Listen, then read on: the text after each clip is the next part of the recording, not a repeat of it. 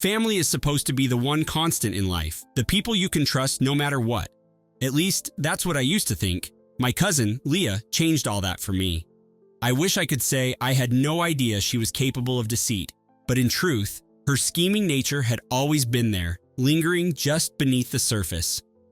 I just didn't think she'd go that far. My grandparents, Nana and Pops, were everything to me. They were the kind of people who never had much, but they gave abundantly. Their house was like a second home to me, a place filled with the aroma of freshly baked bread, where my worries faded amidst the sound of their laughter. I remember afternoons sitting in their cozy living room, Pops spinning tales from his youth, while Nana worked on her crossword puzzles, nodding and smiling at his exaggerations. They weren't wealthy by any means, but they managed to save just enough to make their retirement comfortable. Everything started to unravel last summer. Leah had always been the golden child, at least in the eyes of our extended family. She was charming, always knew the right things to say, and had a knack for getting what she wanted. To most people, Leah was the perfect granddaughter, beautiful, smart, and attentive. She knew just how to use her charisma to her advantage, and boy, did she use it. When she called Nana and Pops, asking if she could stay with them for a while, they welcomed her with open arms. They never hesitated. That was who they were. But to me, Leah's move seemed odd. She had a nice apartment downtown, a stable job, and she'd never expressed any interest in spending more time with our grandparents. It just didn't add up. When I asked her about it, she brushed me off with a smile, telling me she just wanted to help out and spend time with them. Something about her smile made my skin prickle. It was too perfect, too rehearsed. My suspicions grew when Leah began hinting that Pops' health was declining. She told everyone that she was just being proactive, making sure everything was in place. She even convinced Nana and Pops to let her handle some of their finances, just to help, she claimed. Nana, always trusting, gave Leah access to their accounts without hesitation. After all, Leah was family. But I knew Leah, and I knew there was more to this than just being helpful.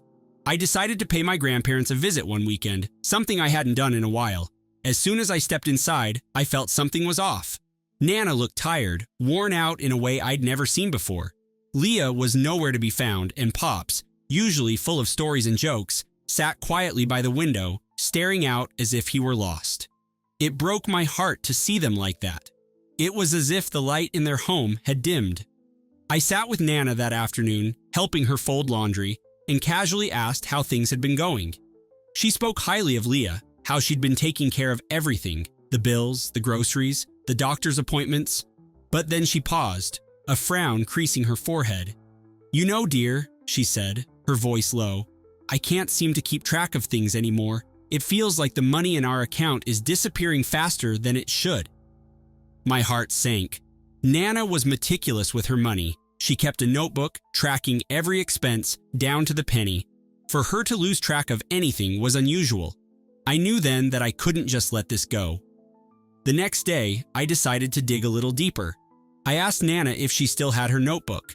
She hesitated, glancing toward the living room where Pop sat, then leaned closer, whispering, "Leah told me I didn't need it anymore. She said she'd take care of everything." I could feel the anger bubbling up inside me. Leah had crossed a line.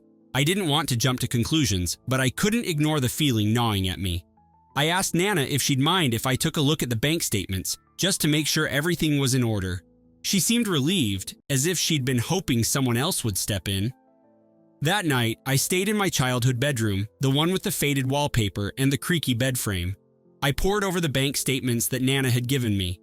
What I found made my stomach twist. Large withdrawals, frequent transfers, and even payments to companies I'd never heard of. It was all under Leah's control, and the pattern was clear. She was siphoning money from Nana and Pops, slowly but steadily. I confronted Leah the next day. I waited until she came back from one of her errands and cornered her in the kitchen. I held up the statements, my hands shaking with a mix of anger and disbelief. "What is this, Leah?" I asked, my voice trembling. She looked at the papers and then at me, her eyes narrowing. For a moment, I saw something cold flash behind her perfect smile, something calculating. "You wouldn't understand," she said, her voice smooth, almost condescending. "I'm doing what's best for them. They can't take care of themselves anymore, and they certainly don't need all that money." I couldn't believe what I was hearing. They're your grandparents, Leah. They trusted you. Her expression hardened, the mask slipping for just a moment. And what are you going to do about it, huh? They won't believe you. They need me. That was the moment I realized just how far Leah was willing to go. She had already manipulated our grandparents into thinking she was their savior, and she was counting on them being too frail, too trusting to see through her lies. But she underestimated me. I wasn't going to let her get away with this. I knew I had to be smart about it. Leah was right about one thing. If I confronted Nana and Pops without proof, they might not believe me. They loved Leah, and the idea that she could betray them like this would be too much for them to accept.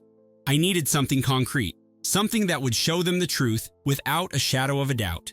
Over the next few weeks, I played the role Leah expected me to, the clueless cousin, visiting Nana and Pops, chatting with Leah as if nothing was wrong.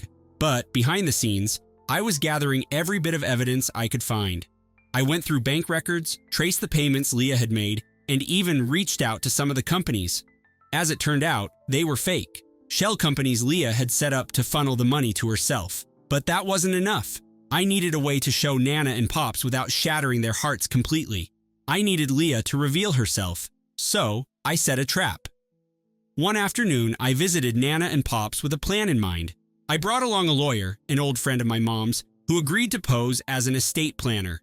I told Nana and Pops that I was worried about their finances, that maybe it would be a good idea to put some protections in place for their savings. Leah, of course, was there, and as soon as she heard the word lawyer, I saw her stiffen. The lawyer explained that he could help set up a trust, something that would ensure their money was safe and only accessible to them. Nana seemed relieved at the idea, but Leah, she couldn't hide the panic in her eyes. She tried to play it cool, tried to smile and nod, but I could see the gears turning in her head, desperately trying to figure out a way to stop this. "I don't think that's necessary," Leah said, her voice a little too bright, a little too forced. "I've got everything under control, remember?" But the lawyer was good. He played along, calmly explaining that this was just a precaution, something to give Nana and Pops peace of mind.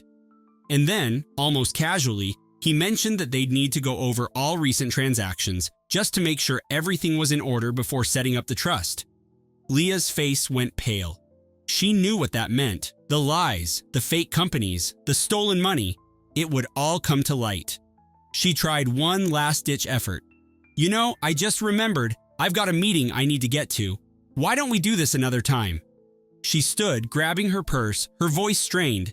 But Pops, who had been quiet through most of the conversation, finally spoke up. His voice was gentle but firm.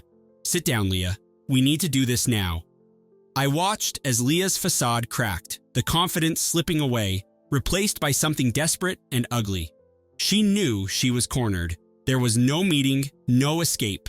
She sat down, her hands trembling. The lawyer went over the records, pointing out the discrepancies, the transfers to the fake companies. Nana sat beside him, her face growing paler with each revelation. Pops didn't say a word, but the look in his eyes, the sadness, the betrayal, was almost too much to bear. When it was over, Leah didn't even try to deny it. She broke down, sobbing, trying to justify her actions, saying she was in debt, that she needed the money, that she was only trying to protect them. But it was too late. The damage was done. Nana and Pops were devastated. They couldn't understand how their own granddaughter could do something like this to them. Leah packed her things that night and left without another word. I stayed with Nana and Pops, comforting them as best I could, but there were no words that could take away the pain of what had happened. In the weeks that followed, we worked to undo the damage Leah had done. The lawyer helped set up the trust, and I made sure Nana and Pop's finances were secure. It wasn't easy. There were days when Pops would just sit by the window, staring out, his eyes filled with a sadness that broke my heart. But slowly, they began to heal. Leah, as far as I know, disappeared. She cut off all contact with the family and no one knew where she went. Part of me wanted to hate her, to hold on to the anger and the betrayal. But another part of me, the part that remembered the good times we had as kids, the laughter we shared, couldn't help but feel sorry for her. She'd lost everything, not just the money, but the love and trust of the people who had always been there for her. As for Nana and Pops, they never fully recovered from the betrayal, but they found a way to move forward. They still welcomed family into their home, still filled it with warmth and love, but there was a caution there now, a wariness that hadn't been there before. It was as if Leah had taken not just their money, but a piece of their innocence as well. And me, I learned a hard lesson about trust, about family, and about the length some people will go for their own gain. But I also learned about resilience, about the strength that comes from standing by the people you love, even when everything seems to be falling apart. Because in the end, that's what family is supposed to be. Not perfect, not without flaws, but there for each other, no matter what.